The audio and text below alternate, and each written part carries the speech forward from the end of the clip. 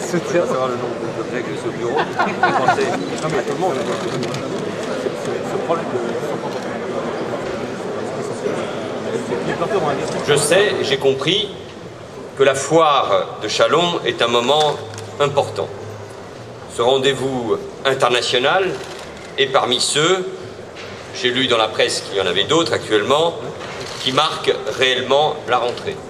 Il est l'occasion pour les uns de démontrer leur savoir-faire, pour les autres de se mettre au courant des dernières pratiques, des dernières technologies. Cette foire, c'est aussi une passerelle entre des univers qui ne se côtoient pas toujours. Et donc, elle est l'occasion, vous le disiez, de la réflexion collective, de la confrontation d'idées et de la préparation de l'avenir, notamment dans cette grande région Est. J'ai eu avec vous beaucoup de plaisir à l'inaugurer, à en parcourir les travées, à en découvrir les stands, même si c'est toujours au pas de charge. J'ai vu de l'engouement, j'ai vu de l'engagement, j'ai vu de l'optimisme, mais j'ai vu et entendu aussi, notamment, nous en reparlerons dans un instant, chez les agriculteurs, chez les éleveurs, de l'inquiétude, de la détresse, de la colère aussi. Il y a aussi ce sentiment plus général d'abandon que traverse le monde rural et que relaie aussi bien le président Bachy que le président Savary. Alors, je suis venu vous dire ici une nouvelle fois que dans la République, il ne peut pas y avoir de territoire ni de Français abandonnés, livrés à leur propre sort. Et je suis venu vous dire que l'État est là, à vos côtés, mesdames et messieurs les élus qui représentez ces territoires, et à vos côtés, vous qui représentez les agriculteurs. L'agriculture française, et l'industrie agroalimentaire en particulier, créent, faut-il le rappeler encore, de nombreux emplois dans toutes les régions de France. Mais elles sont bien plus que cela, cette agriculture, cette industrie. Elles font partie intégrante de nos paysages. Elles sont une part importante de l'âme, de l'identité de notre pays. Notre agriculture s'est toujours distinguée par le haut niveau de compétence de ce chef d'exploitation, par la diversité de ses territoires, par son organisation, et ici elle est exemplaire. La France est aujourd'hui le premier producteur agricole et agroalimentaire européen. Il est donc impératif, vital, de maintenir la vitalité et la diversité de ce secteur.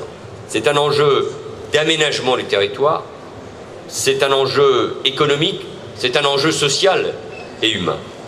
Les éleveurs subissent la pression de facteurs géopolitiques sur lesquels ils n'ont aucune prise. Et ils veulent trouver à juste titre des solutions. J'ai vu, je l'ai dit, de l'inquiétude, mais j'ai vu aussi de la combativité. Et je rencontre constamment des agriculteurs, des éleveurs, et je rencontrerai donc tout à l'heure les représentants départementaux du monde agricole, qui me disent constamment leur volonté de moderniser leurs bâtiments, d'adapter leur mode de production. Et j'ai rencontré, Monsieur le Président de l'UCIA, des professionnels qui se battent et qui innovent malgré les difficultés. Alors, nous devons agir. D'abord avec des mesures d'urgence pour les éleveurs qui connaissent les pires difficultés. Nous les accompagnons en matière de trésorerie pour restructurer leurs dettes. Ensuite, avec des solutions de plus long terme. C'est l'objectif du plan de soutien à l'élevage que nous avons présenté en juillet. Il s'agit d'abord que la grande distribution paye mieux des produits dont l'origine et la qualité sont connues. Il s'agit ensuite d'ouvrir à nos éleveurs de nouveaux débouchés. Nous sommes ici dans une foire internationale. Des débouchés ici dans notre pays en valorisant davantage la qualité de la viande de France, en faisant en sorte que nos cantines, nos restaurations scolaires servent les produits de notre agriculture. Et je sens sur ce point qu'une prise de conscience est en cours grâce à la mobilisation des agriculteurs, que les choses changent dans nos administrations et dans nos collectivités. Des débouchés aussi à l'export, en rendant notre élevage plus compétitif, grâce aux allègements de cotisations du pacte de responsabilité et de solidarité, grâce à des investissements pour moderniser nos industries agroalimentaires et notre outil de production. Nous devons plus généralement, et pas seulement pour l'agriculture, simplifier, vous le disiez, faire baisser ce qu'on appelle l'impôt papier pour encourager nos entrepreneurs à investir, à embaucher, car ce sont les entreprises qui créent de la richesse, qui embauchent et donc qui créent de l'emploi. Et je serai extrêmement vigilant sur ce point.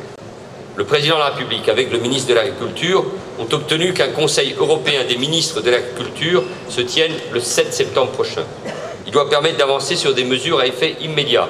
Reprise des discussions avec la Russie pour assouplir l'embargo sanitaire. Point essentiel. Relèvement des prix d'intervention du lait.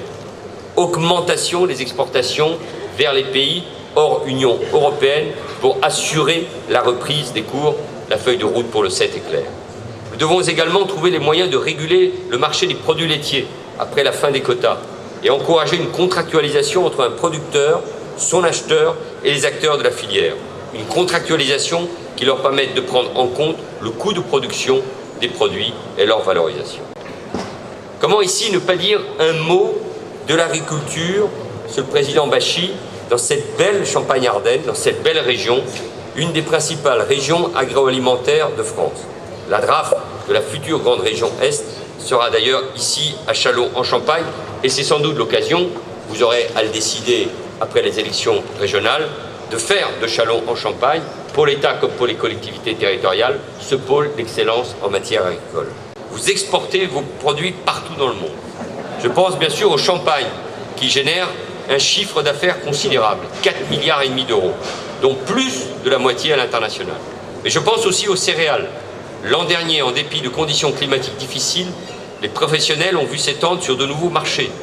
La France est ainsi devenue le premier fournisseur du marché égyptien, le plus gros acheteur de blé au monde. Nous avons doublé les Russes et les Américains. Ce succès n'est bien sûr pas le fruit du hasard, c'est celui de votre travail acharné, de votre ténacité. Ce succès, c'est aussi le résultat de filières structurées, tournées vers l'innovation et ouvertes à l'international. Vous avez ainsi une large part dans le succès des exportations agricoles et agroalimentaires françaises. Cette année, en dépit des difficultés de nos filières d'élevage et de l'embargo russe, elles ont augmenté de 3,5% au premier semestre 2015 et même de 10% pour celles à destination de pays hors Union européenne. Ce beau succès que nous devons aux producteurs de céréales, de vins et de spiritueux, c'est 1 milliard d'euros de plus de produits agroalimentaires exportés. Pour donner une idée, c'est l'équivalent à la vente de 10 rafales. L'agriculture en Champagne-Ardenne est moderne et innovante et elle développe des projets pour le devenir encore plus.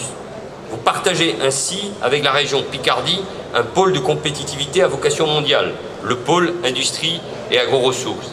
Et cette foire va vous permettre, vous l'avez tous évoqué, de donner plus de visibilité grâce au projet Paris du végétal, à cette filière qui réunit les céréales, les vignes, la forêt et bien d'autres acteurs encore. L'avenir pour l'agriculture en Champagne-Ardenne, c'est surtout, messieurs les présidents, le rapprochement avec l'Alsace et la Lorraine. L'agriculture et la forêt représenteront 80% du territoire de cette future collectivité.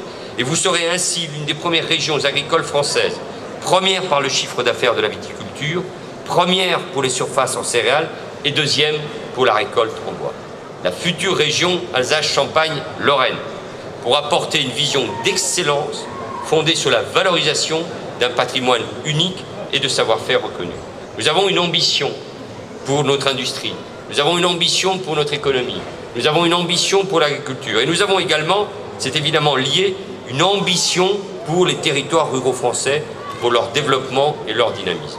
Nous venons ainsi de signer un contrat de redynamisation du site de défense pour accompagner les restructurations militaires en soutenant des projets locaux innovants et notamment, j'y reviens, le pari du végétal.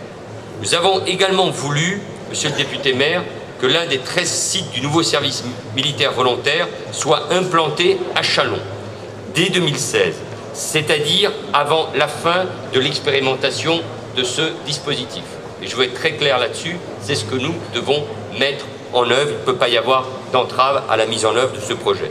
Cette installation, monsieur le député maire, c'est le prolongement de la tradition militaire de votre ville et une nouvelle voie offerte à la jeunesse pour s'insérer dans l'emploi local. Enfin, le contrat de plan État-région que nous signons cet après-midi finance des projets de transport, d'attractivité, de développement des services publics. Et je veux vous dire, nous serons à vos côtés. Et ma porte reste ouverte avec le représentant de l'État ici pour continuer à travailler sur ce qui permet de renforcer, y compris en termes de présence de l'administration de l'État, votre vie.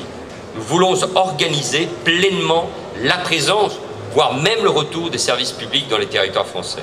Nous créons ainsi avec la Poste des maisons de services au public sur tout le territoire qui regroupent en un seul endroit des organismes comme Pôle emploi, la CAF ou EDF-GDF.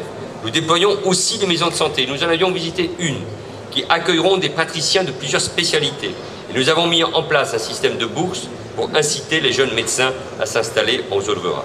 Nous agissons enfin pour que le téléphone portable ait du réseau dans toutes les communes d'ici la fin de l'année prochaine et pour que le très haut débit couvre l'intégralité du territoire d'ici 2022. La mobilisation du gouvernement ne faiblira pas. Nous nous appuierons sur les collectivités territoriales et avec le président de la République, donc, dans les prochaines semaines, nous ferons de nouvelles propositions. J'en ai d'ailleurs parfois un peu assez de ce discours sur l'abandon d'un certain nombre de territoires. Vous avez fait la démonstration, malgré les difficultés, de votre engagement et de votre optimisme. Et la présence ici de 3 présidents de région, des présidents ou des maires de grandes agglomérations et des présidents des départements montrent que pour préparer l'avenir des territoires, il faut cette union, cette coopération entre l'État et les collectivités territoriales, entre l'État, les collectivités territoriales et les acteurs économiques et sociaux. Cette foire internationale dit finalement beaucoup de choses sur ce que nous sommes, nous Français, sur l'esprit d'initiative, sur les savoir-faire, sur les richesses qui font la France. Je ne cesse de le répéter, j'ai dû le dire ici à plusieurs reprises à chacune de mes visites. Je l'ai encore redit ce matin, avant cette signature tout à fait essentielle. Mais nous sommes un très grand pays. Nous sommes un très grand pays par la force de notre économie, de notre industrie, de notre agriculture. Nous sommes un grand pays par la force de notre culture, par notre langue. Nous sommes un grand pays puisque nous rayonnons dans le monde grâce à notre diplomatie et à nos armées. Mais nous sommes surtout un grand pays grâce à la force de nos territoires. Et soyez fiers, mesdames et messieurs, dans cette région Champagne-Ardenne, soyez fiers, mesdames et messieurs, dans cette future grande région Est, de ce que vous êtes capables de faire, de votre histoire bien sûr, mais surtout de votre capacité à vous projeter dans l'avenir et à redonner de l'optimisme. Merci à tous pour votre accueil et beau succès à cette 69e édition.